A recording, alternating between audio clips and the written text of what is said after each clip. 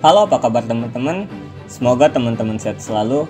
Selamat datang kembali di Sira Channel. Jadi pada kesempatan kali ini kita akan ngebahas sebuah alur cerita film Jepang yang berjudul Karakter. Dalam film ini diceritakan, pemeran utama yang bernama Keigo adalah seorang mangaka yang selalu membuat cerita tentang pembunuhan. Di sisi lain ada juga seorang psikopat yang bernama Morozumi. Ia pun selalu mewujudkan apa yang terjadi di dalam cerita manga tersebut. Sebelum melanjutkan video ini, Mimin saranin buat nonton filmnya terlebih dahulu. Tapi kalau emang teman-teman masih ngeyel dan mau ngelanjutin video ini, ya udah deh. Biar nggak terlalu lama basa-basinya, langsung aja deh kita mulai. Hey ho, let's go!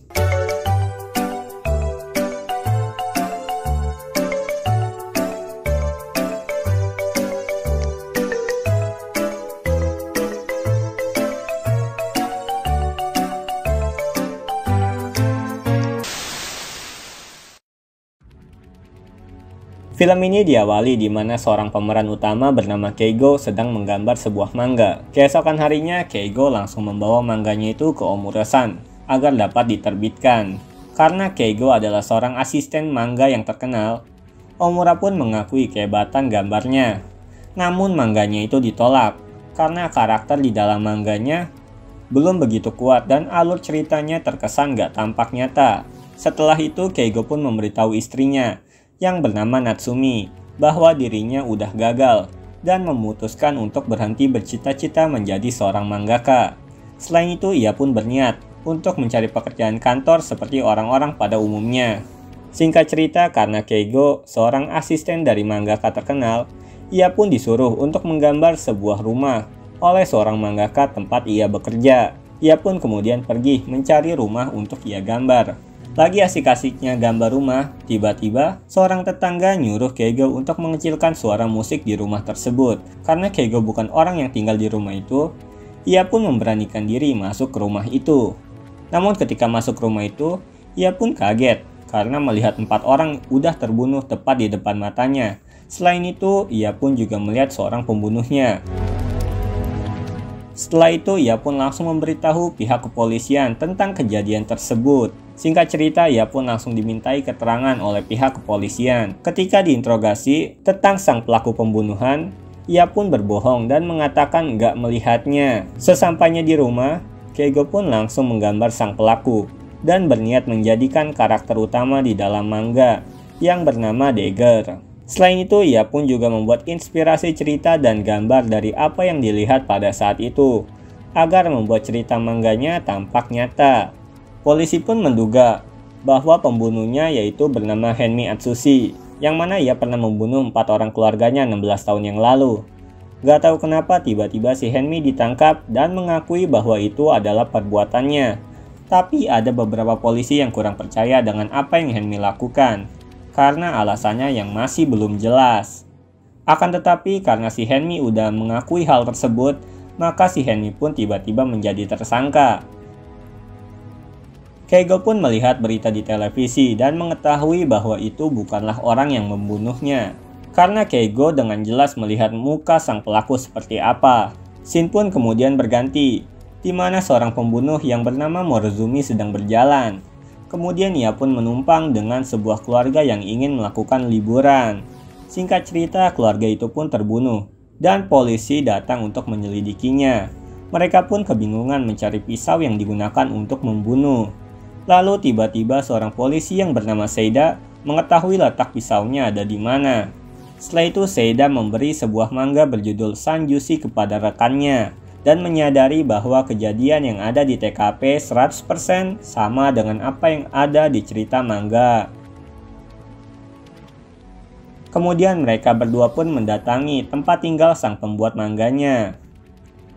Dan ternyata pembuat mangganya adalah Keigo, yang mana pada saat itu ia udah menjadi seorang mangaka dengan judul manga Sanjushi dan karakter utamanya bernama Dagger yang terinspirasi dari Morozumi.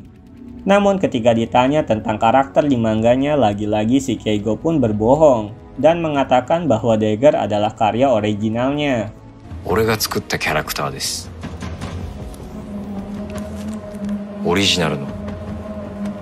Singkat cerita, Keigo pun berada di bar Kemudian Seida pun menghampiri Keigo dan memberikan kartu namanya. Ketika sedang minum bir bersama, Seida pun mendapat telepon, lalu ia pun keluar. Gak lama kemudian Morozumi pun datang dan duduk di samping Keigo. Keigo pun kemudian kaget dan ketakutan. Tetapi Morozumi malah berterima kasih karena udah ngebuat karya tentang dirinya.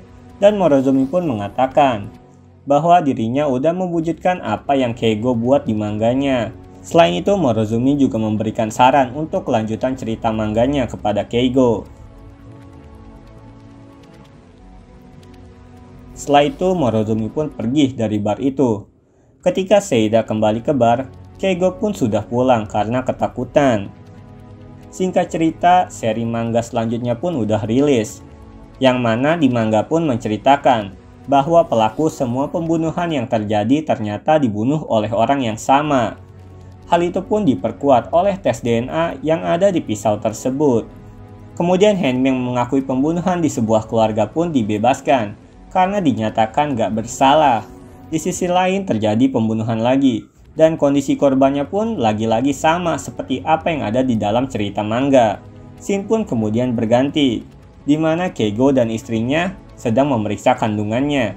Ketika ingin masuk mobil, Morozumi pun muncul dan ngasih tahu ke istrinya kalau ia sering memberikan saran cerita mangganya kepada Keigo. Namun karena Keigo ketakutan, ia pun langsung pergi bersama Natsumi dan menceritakan siapa itu Dagger sebenarnya.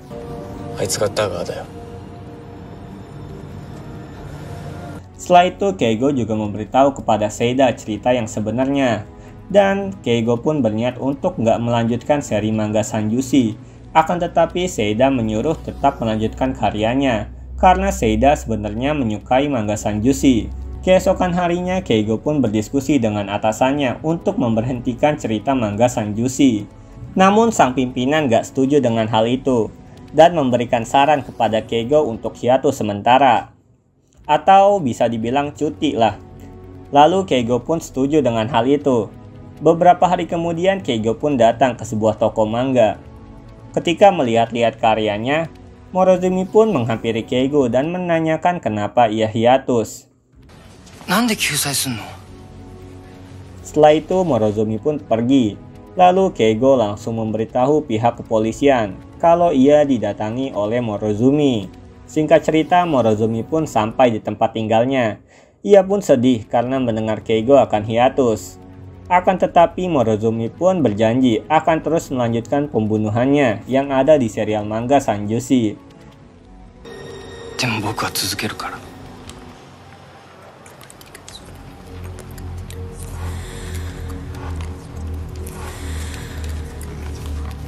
Keesokan harinya kepolisian pun datang, mendatangi orang tuanya Morozumi. Akan tetapi Morozumi sebenarnya udah ngejual identitas dirinya kepada orang lain.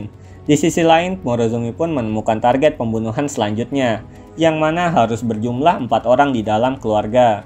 Hal itu sesuai dengan inti cerita di dalam manga. Setelah mengeksekusi keluarga itu, Morozumi pun pulang dan langsung menempelkan foto-foto korban pembunuhannya di sebelah cerita mangganya. Di sisi lain, polisi pun mengetahui bahwa Morozumi pernah tinggal nggak jauh dari lokasi kejadian pembunuhan di jalur pegunungan sebelumnya. Hal itu diketahui dari gambar lokasi tulisan manga, karena kejadiannya sangat detail dengan apa yang ada di dalam manga. Di tengah perjalanan pulang, Seida pun dihampiri oleh Morozumi dan Hanmi.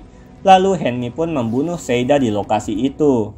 Keigo pun merasa bersalah atas kematian Seida, dan langsung berniat untuk membuat episode terakhir dari manga Sanjushi. Morozumi pun juga gelisah membaca manga Sanjushi episode terakhir, karena Keigo membuat cerita dalam mangganya bahwa sang pembunuh yaitu Dagger akan membunuh keluarga Keigo. Akan tetapi sebenarnya Keigo bukanlah keluarga berjumlah 4 orang asli, karena orang tua Keigo udah menikah sebanyak 2 kali. Maka dari itu Morozumi pun berniat membunuh Natsumi, karena Natsumi sedang mengandung 2 orang anak kembar. Mendengar hal itu, Keigo pun langsung pergi menuju Natsumi. Baru ingin masuk pintu, tiba-tiba langsung dihantam oleh Morozumi, dan Morozumi pun langsung membawa Keigo ke dalam rumahnya. Sesampainya di rumah, Natsumi pun kaget melihat Keigo udah banyak luka. Morozumi pun juga melukai Natsumi, Setelah itu, Keigo pun menyuruh Morozumi untuk mengikuti alur ceritanya, karena yang dibunuh terlebih dahulu harusnya adalah Keigo. Morozumi pun kemudian menyetujui hal itu. Namun, karena Keigo menggunakan rompi anti peluru, Keigo pun selamat dan langsung menusuk Morozumi. Terjadilah pertarungan singkat antara Morozumi melawan Keigo. Kemudian, polisi pun datang dan langsung menghentikan perkelahian itu.